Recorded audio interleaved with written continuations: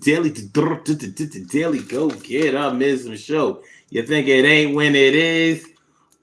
You think it won't when it is? We are here and we are in motion. We do this thing, taking off fast lane, no coasting, and everything is going to be all right. Be talking about your needy kids tonight, your needy grown kids. Now, I'm not talking about your young ones, not any infants, not any toddlers, not any pre-adolescents, not even any adolescents. We're talking about fully grown, over 21, 25, 30.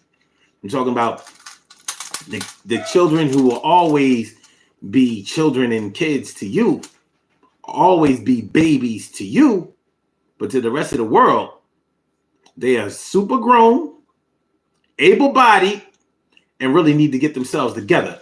That's what we're talking about tonight on the Daily Go Getimism Show. So y'all hold on to your hat, because we're going to get into this one. Now, this might describe some of y'all, and it might not. It doesn't really matter, because we're going to get this thing popping. And I really did need to wipe off that camera, because I was thinking that thing looked a little murky. As a matter of fact, I'm gonna shine it up a little bit more. Hold on, we're going to shine.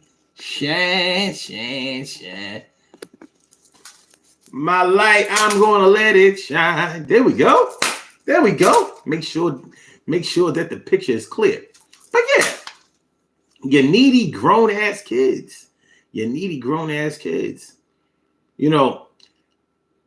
Nobody wants to audit their parenting.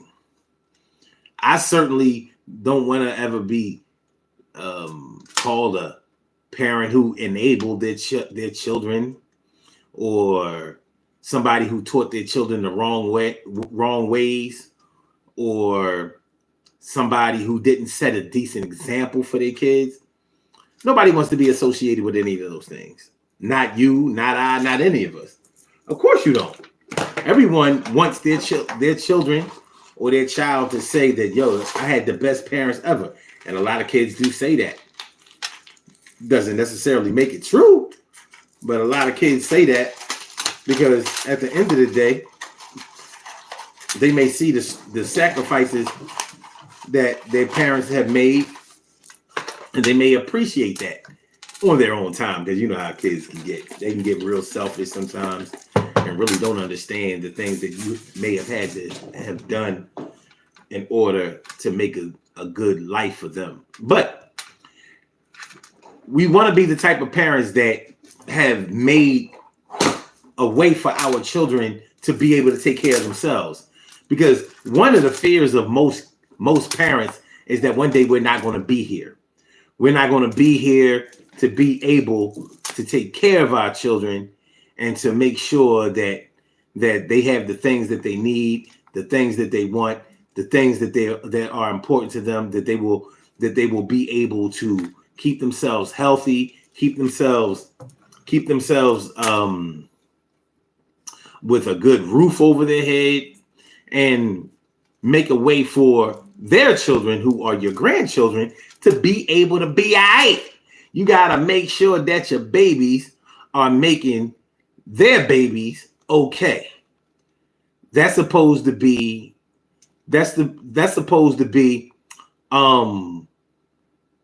the goal of our parenting.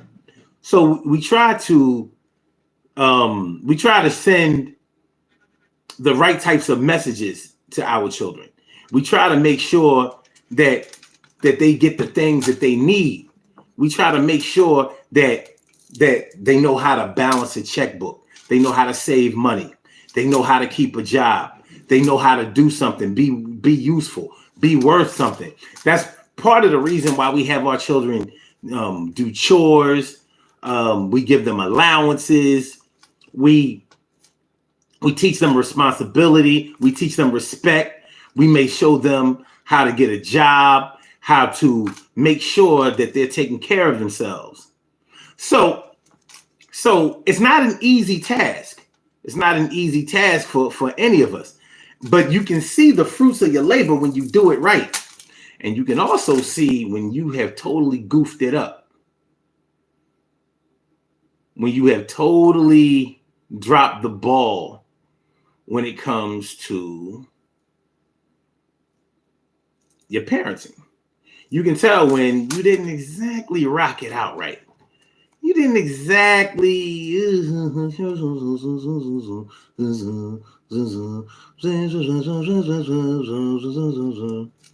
We know.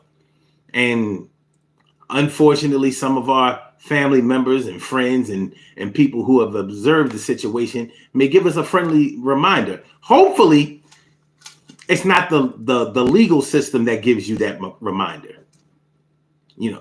Because the legal system would definitely let you know if you have done a good job with parenting. Like, yeah, so you were the best mom, best dad that a child could possibly ask for, huh? Yet your child is staring down the barrel of 25 to life, 5 to 12, 7 to 15, those types of things. The legal system, yeah, they have a way of really hammering home the point that you weren't that great of a parent. They have a way of really, really nailing that point home. So that's what we're talking about. Your needy ass grown kids. So if you've ever paid the rent for a parent,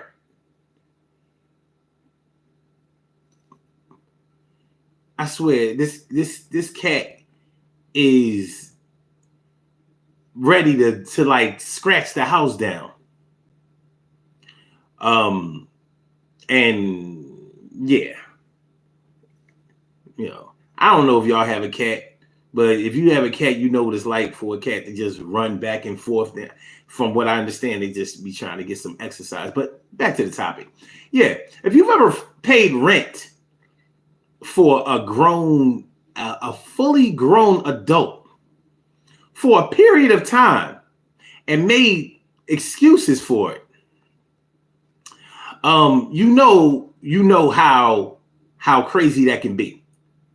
You know how demoralizing it can be. You know what a financial burden it can be when you find yourself working not to pay your own rent, not to pay your own mortgage, not to pay off your own debts, but to keep a roof over a fully grown, able-bodied adult's head. Now, of course, you could just let them move in with you, and we'll get to that in a minute. But yeah, when your children don't have a place of their own, or when they aren't even really trying to go in that way, because anybody can fall on hard times. Don't get me wrong. Anybody can fall on hard times. But when you find yourself, for example, playing the role of a mother when you are a grandparent, or should I say, playing the role of a parent when you're really a grandparent. So you're taking care of the grandchildren and you're taking care of the child.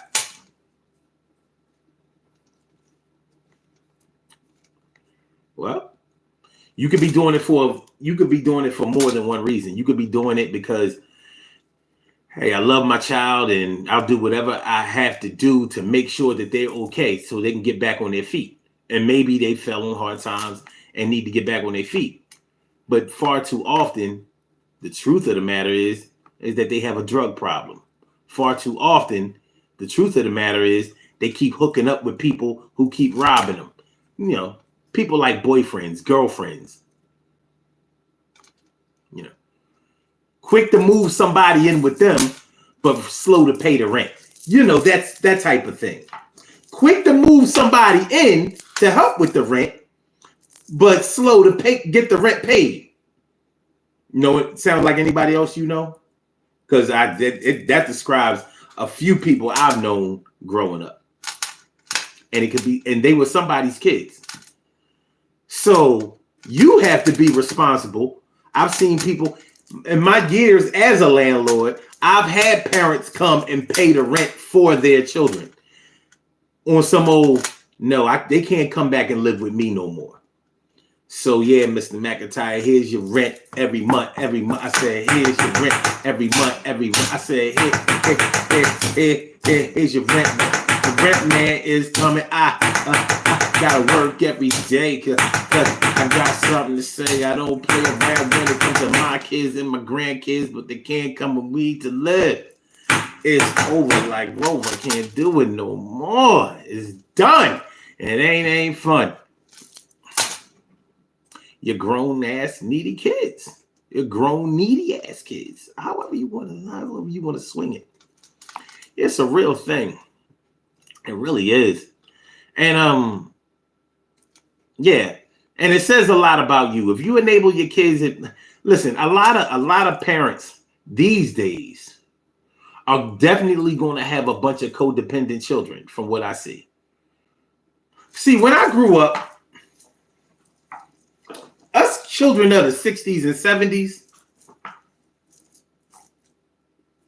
See, I was born in 1970.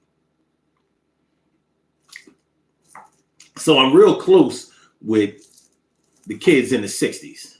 I don't rock with them like that. But, born in 1970s, we still had that 60s energy in us. But one thing about the kids who grew up in the 60s, 70s, and 80s is we knew we had to work. We were still in the after school job era. We had to work. Our parents could not afford and would not afford all of the trappings of teenage success that we wanted. So of course, there were parents who bought their kids cars and stuff like that. Ours didn't. So there were some, but for the most part, we had to get on that bus. Yeah, we had to get on the bus. Some parents, picked up their kids, dropped off their kids. But most kids didn't even want that. They wanted to hang out with their friends. And all of the friends either walked to school or took the bus to school. So that's what we did. That's how we got around. We also rode bicycles. And what I'm saying all this to say this. We grew up in an era where we had to be responsible. We had to learn to be good for something. We did chores around the house. We went to school. We went to work with our parents. Our parents made sure that we knew how to do things. Change a washer to stop a leaky faucet. Put up a light fixture in order to have light. Use a saw. Sometimes you need to cut some wood for something. Shim up something. Hang a door.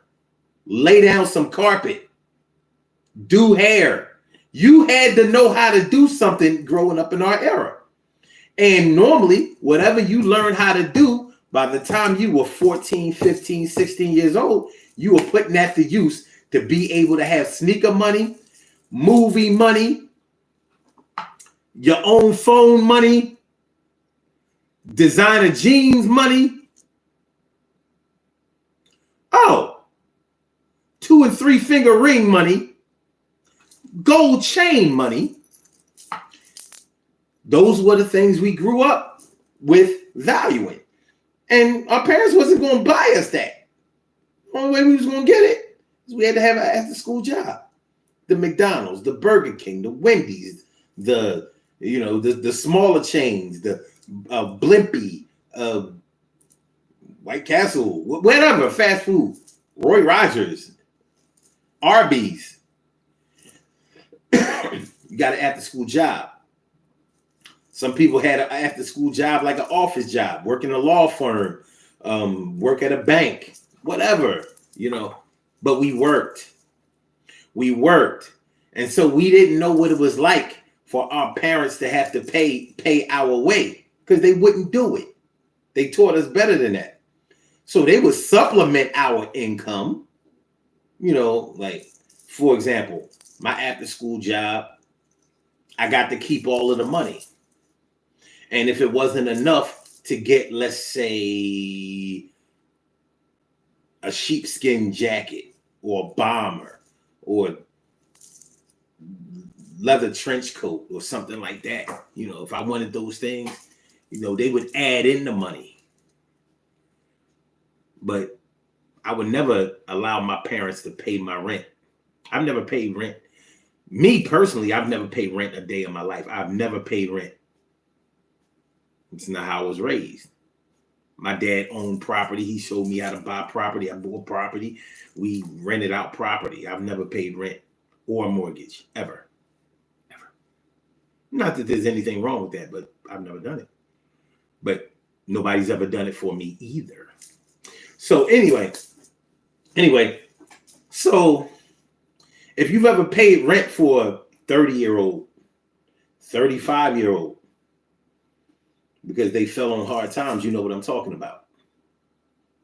Or if you've ever had to take in your children, your grown children, who already had children too. So, at my own house, we took in my aunt, her husband. I guess you could call him my uncle. Okay. So my aunt, who was my father's sister, her husband, and her 3 children. We were already in our house, the three of us, me and my 2 sisters.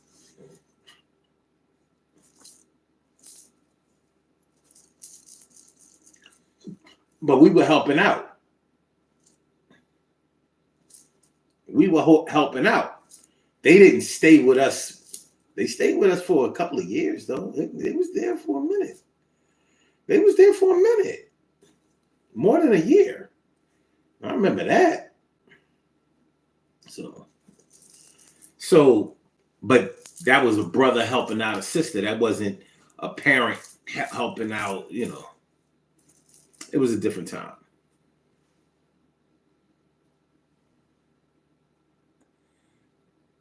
Stacy says, hi, Omar. What up, Stace?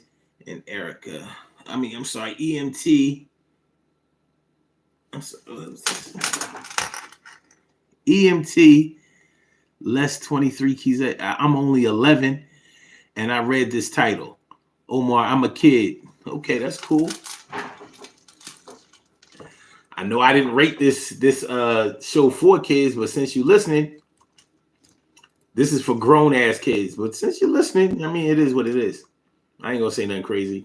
But yeah, when you take in a whole family because they got evicted, which means that they didn't pay their rent. So here you are having to take in a whole family because you didn't really show them how to take care of themselves. Because that's kind of what it boils down to.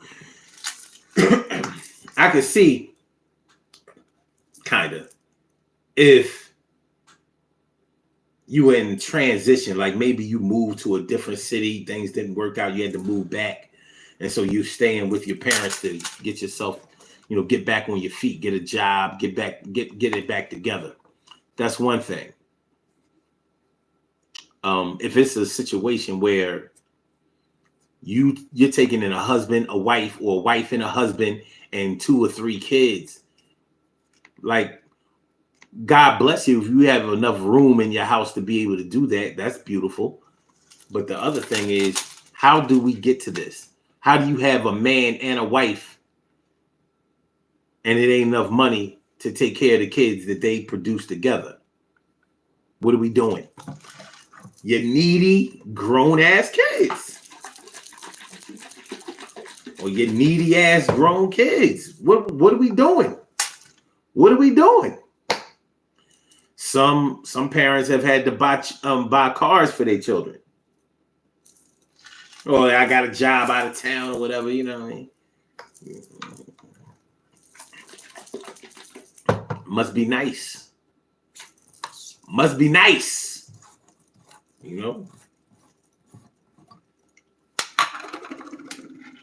My parents wasn't buying no cars for no kids. At any income level. Wasn't going to happen. Emily says, I'm just wondering why an 11-year-old is up late on a school night. But that's just how I think. Well, they could be calling from the West Coast where it would only be like 8 something. Central Standard Time, it's like 10 something. So depending on where they calling from, it might not be all that late.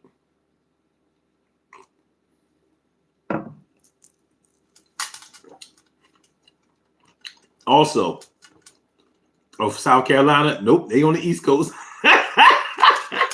They all the way on the East Coast, like, nope. Let's see. It's 11:52 here. It's 11:52 there. Well, it is what it is. Don't worry, Emily. They might not really be 11. A Safe Space with K says, I never understood people continuously having children without stability. You know, the thing is, you know, we're talking about this topic, a safe space with K. And by the way, I appreciate that comment. A lot of people feel the way you do. And I've seen so many different scenarios that involve this situation. And it's tough. It is. It's a tough situation. But, you know, I do believe that anybody can fall on hard times. Anybody can fall on hard times. But the thing is, as a parent, have you prepared your children for hard times? Because you're not going to tell me that you raise children without having any hard times of your own. Parents mess up. There are times when we overspend. Like, let's say you went out and spent too much money on Christmas gifts, birthday gifts, vacations, things like that. We don't always manage our money in a great way. Some parents work at jobs that pay them a really, really good salary, and some parents work at jobs where, you know, they're basically just getting by. And a lot of people may be wondering, well, how are you taking care of 3 or 4 kids with that on that salary? You know, maybe they supplement their income. Whatever the case is, if you have struggled to take care of the kids that you have raised, you would think that logically you would try to teach them better than what you knew. But how can you teach somebody better than what you know? Maybe if you look at things in retrospect, you can go back and say, well, I shouldn't have done this. I shouldn't have done that. If I could do it all over, I would rearrange this. I'm not going to teach that. I had to learn a hard lesson over here. I'm going to try to make sure that they get around there. There are a lot of different ways, but at the end of the day, yeah, there are wrong ways to do anything that should have gone right. But yeah, so if you struggled as a parent and now you haven't really given your children a fighting chance on beating the struggle that you tried to overcome, what happens now? Because now you're trying to carry both of them. So let's put a number on it. Let's put a number on it. Here it is, 2023. Let's say you gave birth to your children, let's say 1987. You know, so right now, somebody born in 1987 would be about 34. 34, right? Okay. So, well, no. It would be somebody born in 87 would be, they would be 40. They'd be 37. They would be 37. 36. They'd be 36. Gotta get the math together. They'd be 36 now. So at 36 years old,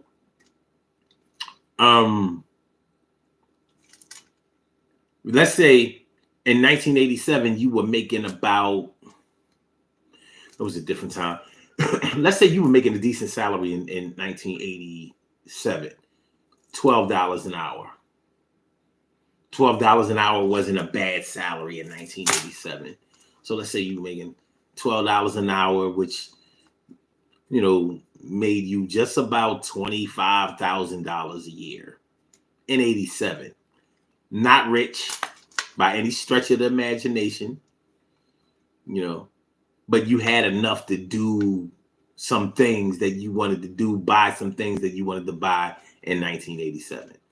Now, a lot of people may have thought that things were like super, super cheap in 1987. Things like rent, things like cars weren't very expensive. But things like Polo, same prices now. Same prices then as now. Gucci, same prices then as now. Louis Vuitton, it was a little bit lower then, but it ain't never been cheap. It's never been cheap. It's never been economical. It's never been affordable. Gucci and Louis has never been affordable. Polo, you could always find sales. But I paid for this shirt. I might have paid. This is an old shirt. I think I got this in 2013, 2014, something like that. And this shirt costs about, it was under $100, not $100. But in the 80s, it might have been it might have been $100. Depends on what store you went to. You may have been able to get it for like $65, $70. But there's stores you could have gone to that it would have actually cost you $100 for. So you think about the price of inflation. Anyway.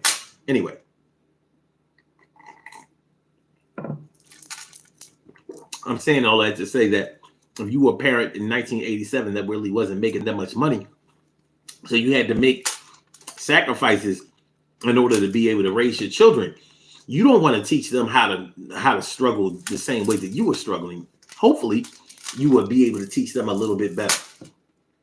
But it doesn't always turn out that way. So, but imagine how doubly hard it may be if you didn't really elevate the money, elevate your income level. Everybody ain't ambitious like that. So some people wasn't making that much money back in the day and ain't making that much money now.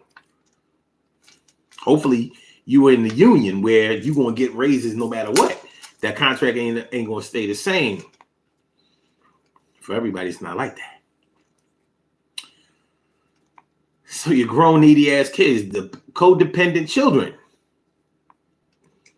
Shout out to all of the kids who still bring they clothes over their mother house to wash them. Don't have no food in their own refrigerator. Go over their mother house to eat. And shout out to the ones who act like they are contributing so much to the household, to their moms or their dads or whatever household. Like, nah, I'm not freeloading. I'm paying my way. Some people actually are, and a lot of people actually aren't.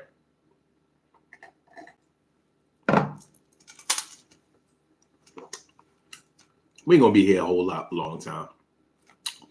I just wanted to talk about this whole, your grown needy ass kids. I can say that I blame y'all, but I don't. You blame yourself. You know what you've done in your parenting, and you know what you've done right, and you know what you've done wrong. You know what you've gotten away with, and you know what you've got caught with. So if your kids ain't able, I'm just put it like this: make your kids work. They want things, you can help them out all you want. But if you don't make them work, if you don't make them step it up, you ain't helping them. That's it. Cut and dry. You ain't helping them. Try to strengthen them where they're weak, but where you know that they're strong, make them prove it. So, let's go. Studi's birthday shout outs. We have some birthday shout outs to do. Some people were born on this glorious. Well,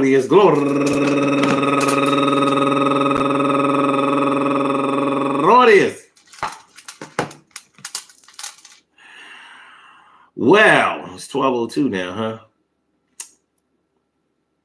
Well, Halloween, October 30th, and they deserve to be acknowledged. So let's go about our business of acknowledging them and making them feel special because they are special because they are special because they are S-P-E-C-I-A-L. They get the R-E-S-P-E-C-T. They are S-P-E-C-I-A-L. They get the R-E-S-P-E-C-T. They are S-P-E-C-I-A-L. They get the R-E-S-P-E-C-T. They get number one out the box.